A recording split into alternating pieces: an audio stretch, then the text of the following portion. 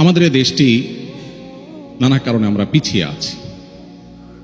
আপনারা আমার চাইতে অনেক ভালো জানার কথা, কি পরিমাণ টাকা আমাদের দেশ থেকে আমাদের পার্শ্ববর্তী দেশে মানুষ চিকিৎসার জন্য রেখে আসে। এই গরিব দেশের টাকা কি পরিমাণ রেখে আসে মানুষ থাইল্যান্ডের ব্যাংককে গিয়ে, অন্যান্য জায়গায় গিয়ে। আমাদের দেশে অনেক সীমাবদ্ধতা আছে, আমি আপনাদের উপর দোষ আরোপ করছি না। আমি জানি আমাদের অনেক চিকিৎসকগণ সেবা দিতে চান, অনেক ক্ষেত্রে আমরা পিছিয়ে আছি, সেজন্য আমরা সেই সেবাগুলো আমাদের রোগীদেরকে আমরা দিতে পারি না। কিন্তু কিছু জিনিস আপনারা চাইলেই করতে পারেন এবং খুব সহজে আপনারা রোগীদের মন জয় করতে পারেন, এবং সেটা করতে পারা উচিত আপনাদের। কারণ মানুষ সবচেয়ে কষ্টের সময় আপনাদের কাছে আসে, আর আমার মতো হুজুরদের কাছেও মানুষ কষ্টের সময় আসে। আমি একটা কথা প্রায় বলি, আমাদের দেশে ব্যবসায়ী এবং রাজনীতিবিদরা, আমার দীর্ঘদিন ধর্মীয় কাজ করার যে অভিজ্ঞতা আছে তার আলোকে আমি দেখেছি, বিভিন্ন সময় আমাদের কাছে তারা আসেন। অনেক তরুণ আমার কাছে সিভি নিয়ে আসে, ভাই আপনার কাছে অনেক ব্যবসায়ীর নম্বর আছে, অনেককে আপনি চিনেন, পরিচয় আছে, একটু সিভিটা দিন ভাই, যেন চাকরি দিয়ে দেন, বেকার আছে। তো আমি যুবককে বসায় সুযোগ থাকলে চা পানি খাওয়ায় বলি, ভাই দুঃখের কথা কি বলবো, আমাদের মতো হুজুরদের কাছে ব্যবসায়ীরা কখনো তাদের সুদিনে আসে না। যখন রাস্তায় বসার উপক্রম হয়, ব্যবসা যখন লাল বাতি হলুদ বাতি জ্বলা শুরু করে, তখন তারা সব আমাদের দোরগোড়ায় চলে আসে, এসে এবার হুজুর পানি পড়া দেন, তেল পড়া দেন, দোয়া দুরুদ করেন। একই ব্যবসায়ী, আমি বহু ব্যবসায়ীকে দেখেছি যে ওনার যখন দুর্দিন ছিল উনি অনবরত আসছেন, দোয়া দুরুদ চাইছেন, এরপর দেখি অনেকদিন কোনো খোঁজ খবর নাই। নিজে থেকে যদি খবর নেওয়ার জন্য বন্ধু বান্ধব লেভেলের হয়তোবা ওরকম পার্সোনাল লেভেলের সম্পর্ক থাকলে যদি খবর নেই, ভাই অনেকদিন তো খোঁজ খবর নাই, কি ব্যাপার, দোয়া টোয়া লাগে না এখন আর?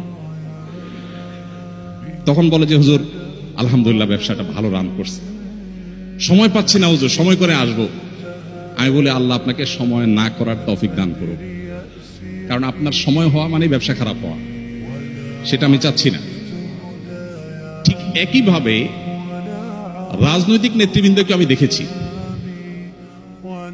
তারা যখন খুব চাপে থাকেন, এক কথা বিরোধী দলে থাকেন, তখন তারা হুজুরদের মজলিসে, দরবারে, অফিসে নিয়মিত যাতায়াত করেন, ফোন করেন, হুজুর একটু দোয়া করেন, হুজুর আল্লাহরই রক্ষা করে।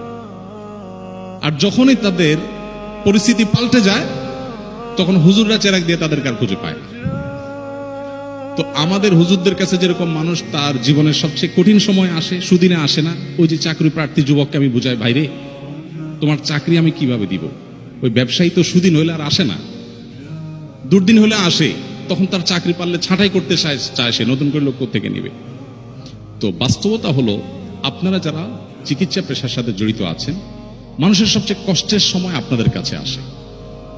আমি সেদিন কুয়েটের প্রোগ্রামে বলেছিলাম, আমাদের ইঞ্জিনিয়ার ভাইদের কাছে মানুষ যায় হলো সুখের সময়, আর আপনারা যারা ডাক্তার, আপনাদের কাছে আসে মানুষ দুঃখের সময়।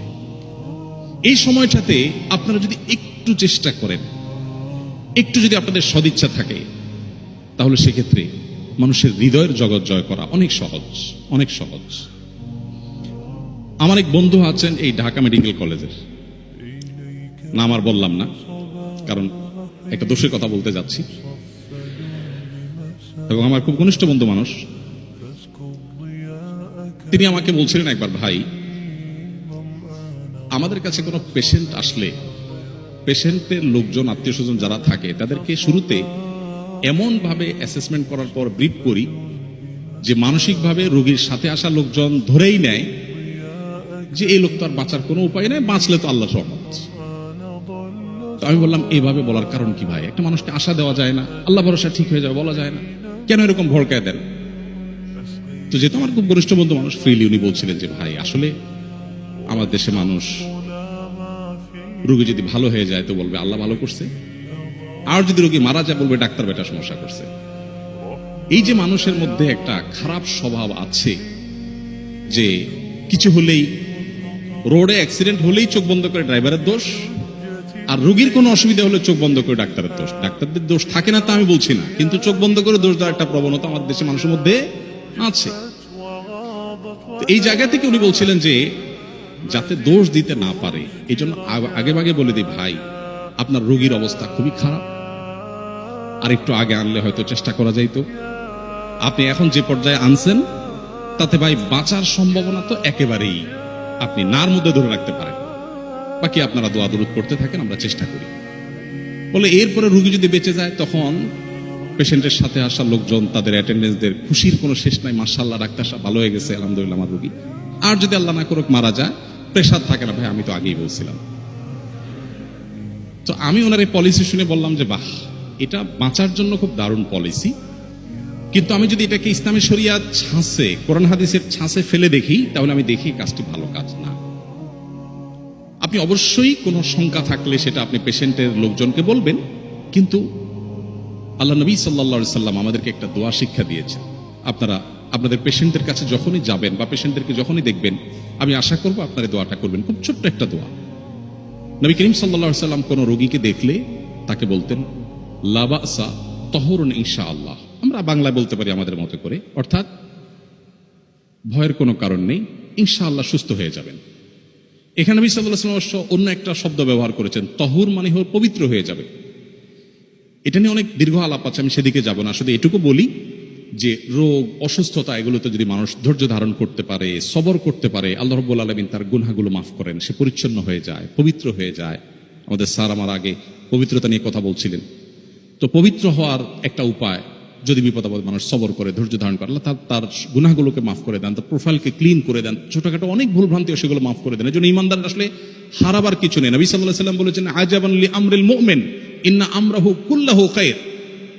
ইমানদারের জীবনের সবকিছুই বড় অদ্ভুত। তার জীবনে আসলে হারাবার কিছু নেই। হাতির মতো মারলেও মরলেও লাখ, বাঁচলেও লাখ। ইমানদার তিনি যদি কোনো বিপদের মুখোমুখি হন, তিনি সবর করেন, ফাকানা খায়রাল্লাহ, সবরের বিনিময় আল্লাহ তাকে জান্নাত দেন, রিওয়ার্ড দেন, পুরস্কার দেন। আর যদি তার জীবনে সুখ আসে, তিনি আল্লাহকে শুকরিয়া জানান, তখন তার মাধ্যমে তিনি বিনিময় লাভ করেন। অর্থাৎ ইমানদারের হারাবার কিছু নেই। এখন একজন পেশেন্ট যখন আসে, আপনি যদি তাকে একটু সান্ত্বনা দেন যে ইনশাআল্লাহ সুস্থ হয়ে যাবেন, মন খারাপ করার কিছু নেই, তাহলে তিনি সুস্থ হন বা না হন, এই যে মানসিক শক্তি বৃদ্ধিতে আপনি সহায়ক ভূমিকা রাখলেন, এর কারণে আপনার আমল নামাতে আল্লাহ তাআলা একটা নেকি এবং সওয়াব দিয়ে দিবেন।